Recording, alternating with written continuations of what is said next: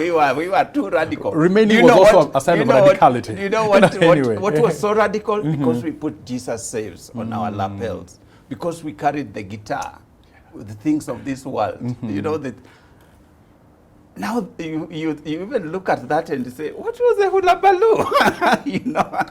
Yeah. So young people have always been radical.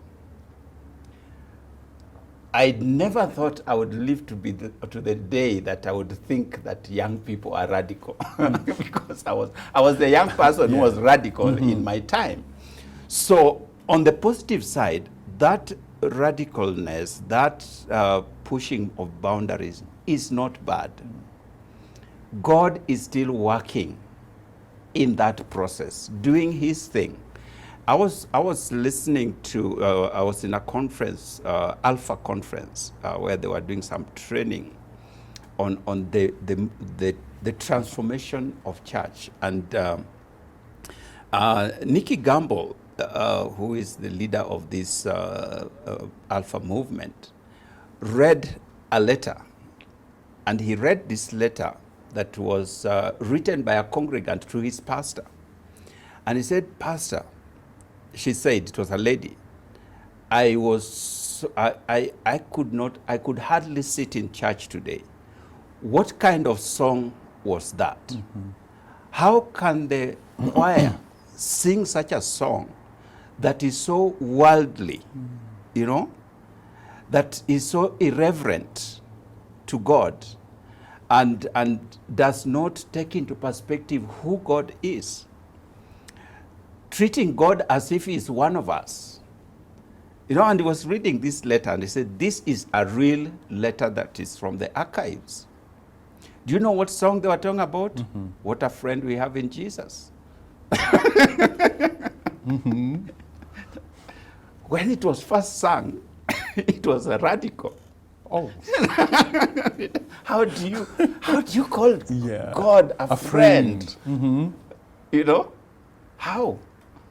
God is Hallowed. Yes, Holy. How do you? So this congregant was so mad that we are losing it now. When we start calling God friend, we are losing it. So when he was reading it, we were thinking, this must have been a really bad thing. So I'm already thinking about some songs that could have been. Did the choir sing this? Did the choir sing these other songs? You know? So the problem that we have as a Christian community is that we box God into a space, so that in our generation, this is how God operates. So any person who does not operate in the same sphere, we feel they are radical, they are out of that, and so on. So on the positive side for me, I think that radicalness is important, is good.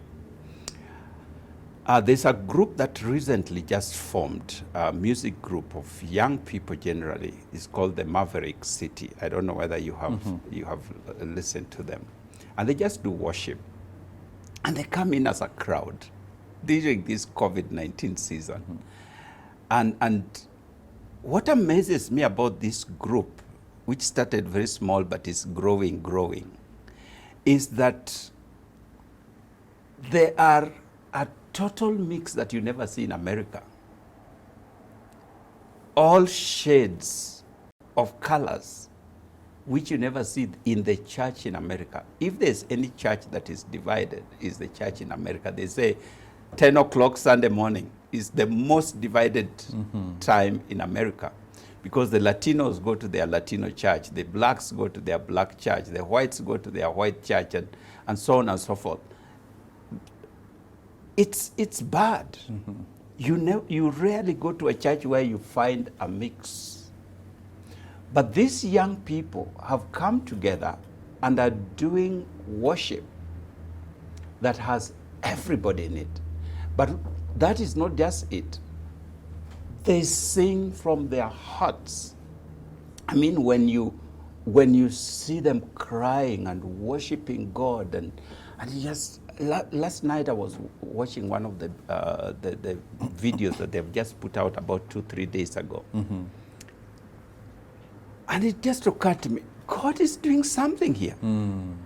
In the midst of all the challenges that the older people, church in America is grappling with, and whether you are Democrat or a Republican, whether you are black or white, whether you are Latino or Hispanic or whatever, here is God raising up a movement among the young people that they know no boundary. And they are radical. I mean, they are tattooed all over. They are braided hair for the men, and they have earrings, and they have all kinds of things. But you see a love and passion in their hearts that you cannot run away from. God is doing something. So on the positive side, I think that radicalness of the young people is good, because it helps us to push boundaries. It helps us to rethink church. It helps us to consider how we should do ministry and what faith is all about. But on the negative side of it is that the church, and I am a church leader, having been active one, and now a retired one. So I speak in that space as I speak to myself. We have not done enough to incorporate a relevant ministry for young people. So this is something that I've told even when in my final speech to the church. I said this is an area of weakness. It's an area that we must think about. We must think very critically how we should reach our young people, how we should create a relevant ministry for our young people. Because young people are explorative, and if you do not give them the right platform to do that exploration, they may do that exploration in the wrong spaces. So let's create a platform that is founded on the Word of God, that is founded on the right doctrines, and then allow them to dance their dance there. You know, allow them to do the exploration in that space, so that the gospel does not die with us like it did with the generation of Joshua. When they passed on, that was it.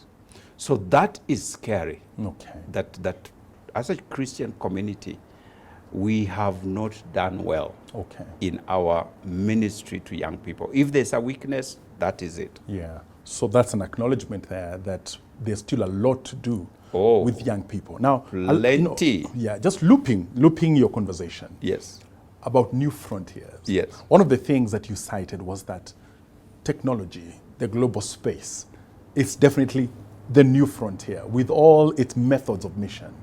Now, here are young people, on the other hand, just thinking that they would be really a good lot, to lead this frontier of mission, because they are growing in a zone of technology, in a zone of no walls, yes. And so in terms of frontiers, which the church can gladly, have young people lead, because there's a big gap there in terms of young people and what they are leading. That would be definitely something that the church may want to consider, just looping into your conversation.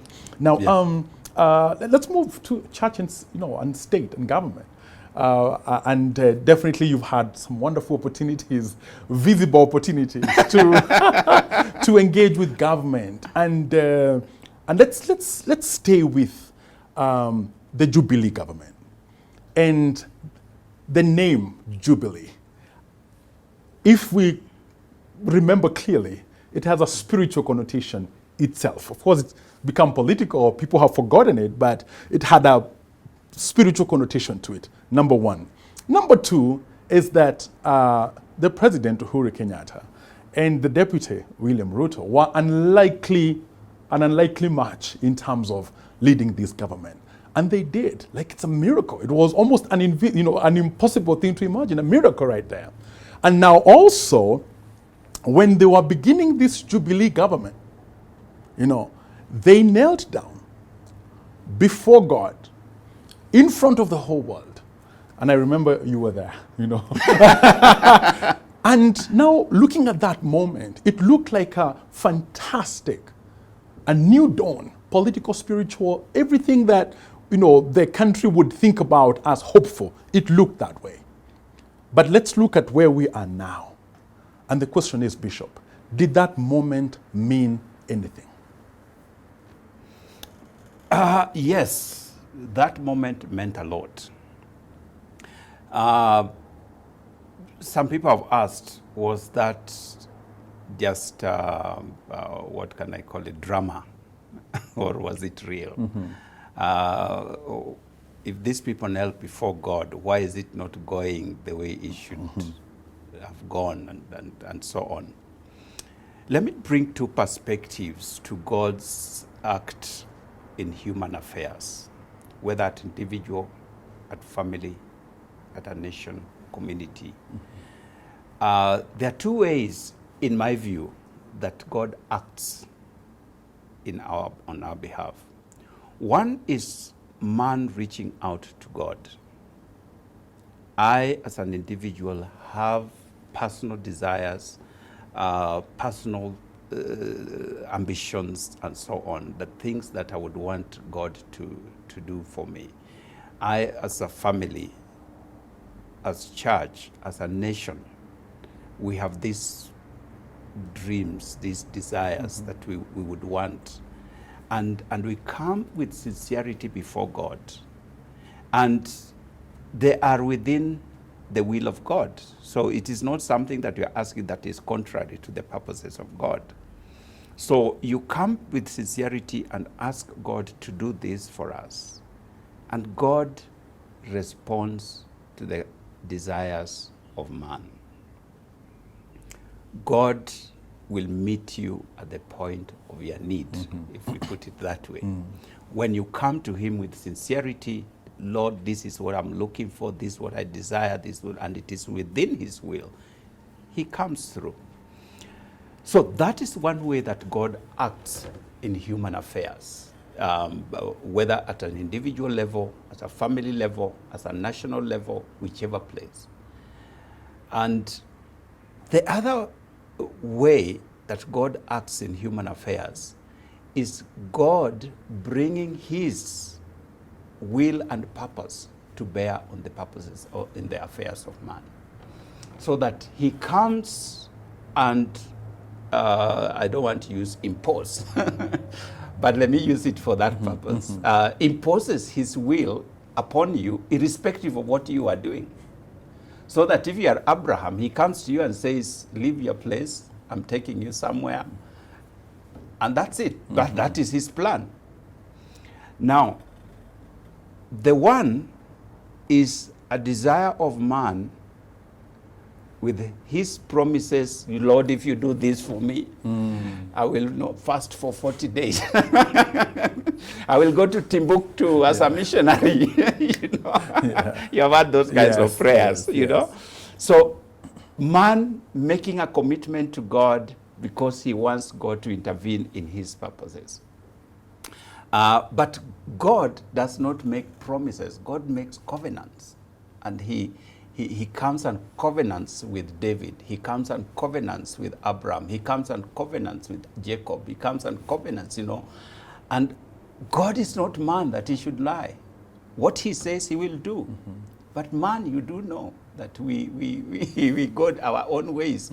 Once we get what we wanted, we forget that we promised that we'd go to Timbuktu as missionaries.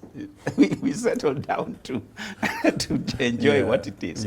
So, having painted that picture, in my view, and I've said this before, Uhuru Kenyatta and William Ruto were faced with very serious challenges in the ICC situation. I have never seen people cry before God like these two gentlemen did. They knelt at every altar.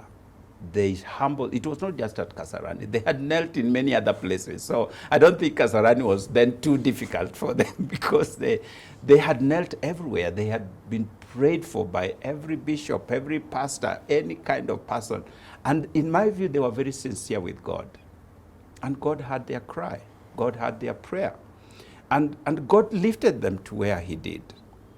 Because God hears our prayers when we call upon him. That is evidence. Who would have imagined Uhuru Kenyatta and William Ruto being leaders of this country at that time? It was impossible. I mean, it was impossible.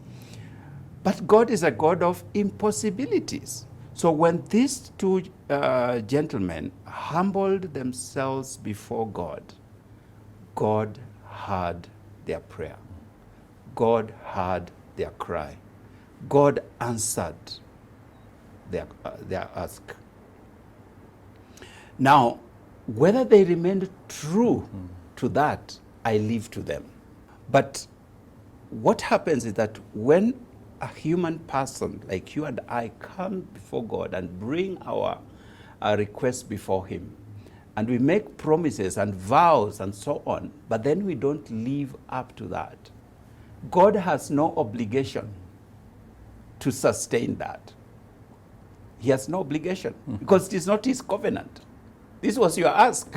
This was your request, you know, and God simply came to help you. So if you decide you are no longer committed to your own promise, why should God bother you? Are we together? But where God has come, if for example, just for the sake of illustration, if for example it was God's covenant that he wants Uhuru and Ruto to be the president and deputy president of this country for his purposes and so on, that cannot be changed. They may try to run away from it, but he will bring them back. You see the things that Abraham did after his encounter with God. If it was ordinary thing, God would have thrown him out. The guy is lying about his wife, he's doing all kinds of things. But because God had made a covenant, he keeps with him. He keeps with him. Okay. David, same. So sometimes we get confused in understanding how God works with us. So I can come to God and say, Lord, I really want to be the bishop of this church. You know, it's a desire, and I go and pray about it, and God hears my prayer and my request, and he grants me that. But then after that, I don't walk in the purposes of God. I don't walk in the ways of God. I don't live as per the demands of that office. Okay. So he lets you. Yeah, and so we hear that the faithfulness of God in that moment is not in question. No. What can be assessed is the faithfulness of the two. All right. And well put, well articulated there.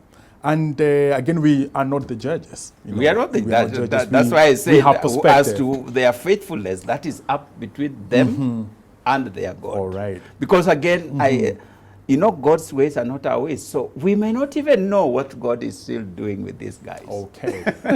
All right. And again, this country, corruption is called so many names. And we've learned to almost coexist with it. And sadly. You know, sadly, yeah, it's a sad thing. Every president comes and says zero, you know, tolerance. Then becomes hero tolerance. So it's a huge frontier, and it's a huge need in our country.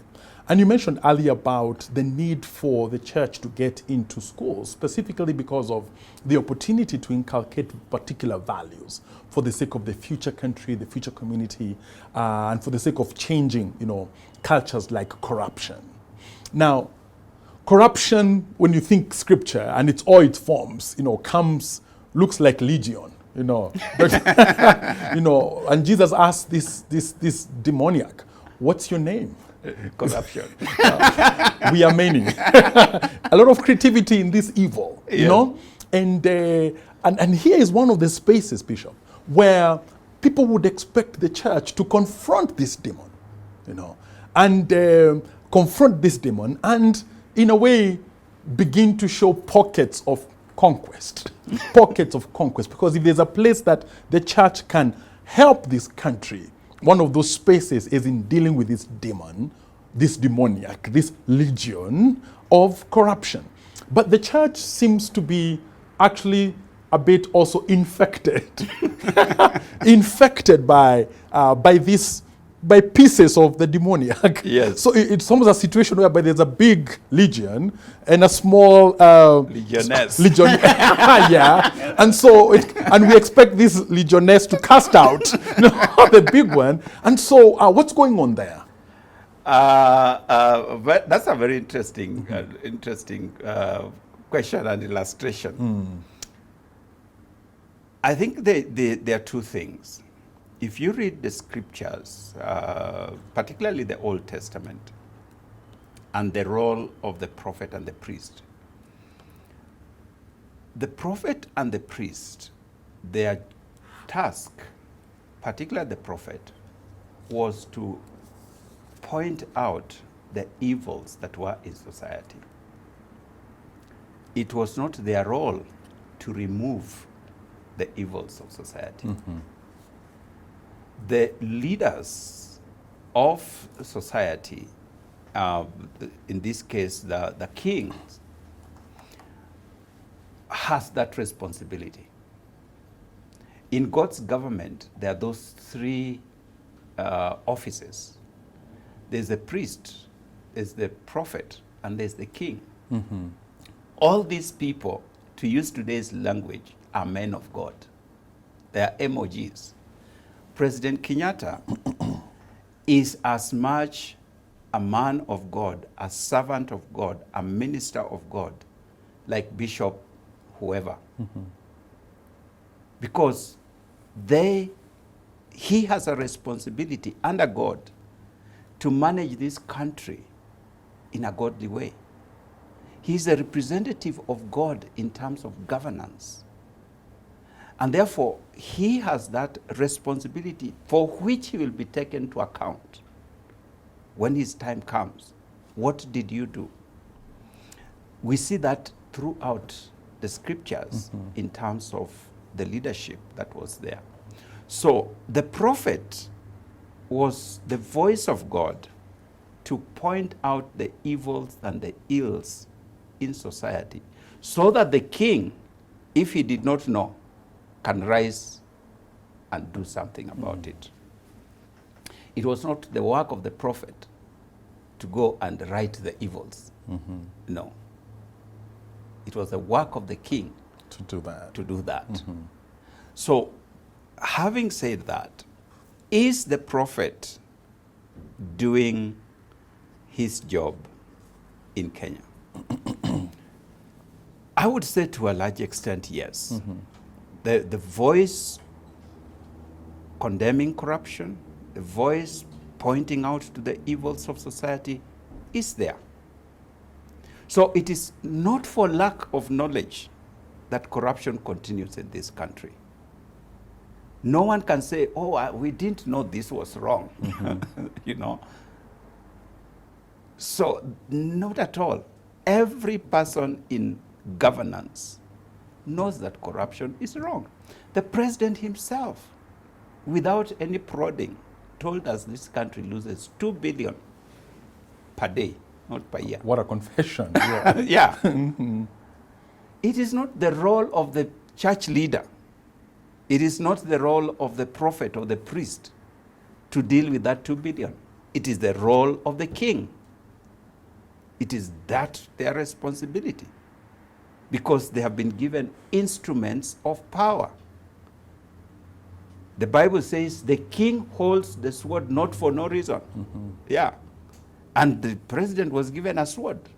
It was not for keeping in State House. It was to chop knocks and make sure that corrupt guys are gone. So it is very unfortunate that we have got to that space or that place where we have tolerated evil, we have tolerated wrong, we have tolerated corruption. And as I say, it is very sad. So I do not know that we have the task of exorcising the legion of corruption. We have the task of pointing out that there's something here. And there are people, I was going to say they are guys. They are people who have been given... Even guys is okay. who have been given all the instruments to deal with that situation. Last night I was actually thinking, I was very, very saddened. The number of women in particular who have been killed in the last 1-2 years. Very, very, let me say, innocent girls and women. And people are arrested, people are brought to court, and people are let free. In fact, what I'm thinking right now is that, did we get ourselves a constitution that is evil? And I think so. Because this constitution, under this constitution, it is very difficult to fight evil. Very difficult. You have heard the president say, what do you want me to do? Well, that has worked really badly against It has worked badly against him, Yes. but there's a sense in which I agree with him. There are people he cannot sack without going to parliament. A process has to be followed. Magufuli sacks people on the spot. Well, Are we together? yes. And there's a sense in which corruption cannot be dealt with within our current constitutional framework. Okay. It cannot.